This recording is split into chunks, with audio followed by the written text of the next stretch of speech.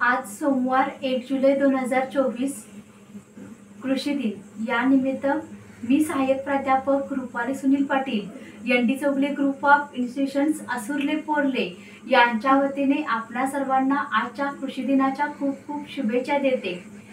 मी मुख्यमंत्र्यांच्या सिंहासनावर जरी विराजमान झालो तरी महाराष्ट्रातील शेतकऱ्यांच्या बांधावर माझे थेट लक्ष असणार असे वक्तव्य करणारे महाराष्ट्राचे शेतकरी मुख्यमंत्री हरित क्रांतीचे जनक वसंतराव नाईक यांची आज जयंती या निमित्त त्यांनी केलेल्या कार्याला प्रथमतः मानाचा मुजरा। आपला भारत देश हा कृषी प्रधान देश की ज्या देशाची अर्थव्यवस्था कृषीवर अवलंबून असते व या कृषीतून आपण जे आपले अर्थव्यवस्था जी चाललेली असते त्यातून आपल्या भारतीयांचं या भारतामध्ये राहणाऱ्या प्रत्येक माणसाचं जीवन अवलंबून असतं। अन्नदाता आहे म्हणून आपण आहोत किंवा शेती आहे म्हणून आपण आहोत असे शेतकऱ्यांच्या बद्दल एक वेगळी सहानुभूती असणारे वसंतराव नाईक यांनी त्यांच्या कार्यकालामध्ये ज्यावेळी त्यांच्याकडे मुख्यमंत्र्यांचा कार्यकाल होता त्या काळामध्ये एक वेगळी हरित क्रांती घडवून आणली।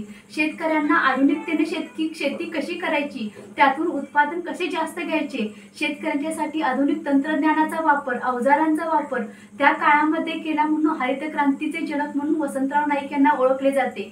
1989 मध्ये शरद पवार यांनी कृषी दिन हा दिवस शेतकऱ्यांच्या सन्मानासाठी साजरा करायचा ही घोषणा केली व तेव्हापासून आज तागायत 1 जुलै हा दिवस आपण कृषी दिन म्हणून साजरा करतो।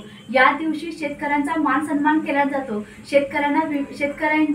शेतकरी तसेच आपल्या समाजामध्ये शेतीविषयक जागरूकता किंवा शेती एक नाविन्यपूर्ण संजीवन देण्याचं काम या दिवशी केलं जातं। तसेच विविध शेतकऱ्यांना प्रगतशील शेतकरी म्हणून देखील सन्मान दिला जातो। म्हणजे आजचा हा दिवस जो आहे 1 जुलै हा कालावधी असतो तो पेरणीचा कालावधी असतो की जिथून पुढे शेतकऱ्यांचं काम चालू होतं। शेतकऱ्यांना कधी सुट्टी नसते। आपण पाहायला गेलं तर कोरोनाच्या पार्श्वभूमीवर प्रत्येक नोकरदार घरात होता पण शेतकरी शेतात होता म्हणून आपण सर्व जगलो। या शेतकऱ्यांच्या बद्दल आपण कृतज्ञता व्यक्त करण्यासाठी त्यांचा मान सन्मान राखण्यासाठी आजचा आपण कृषी दिन साजरा करतो। पुनश्च एकदा N D Chougule group of institutions Asurle Porle यांच्या वतीने आपल्या सर्व भारतीयांना आजच्या कृषी दिनाच्या खूप खूप शुभेच्छा देते आणि थांबते। जय हिंद, जय भारत।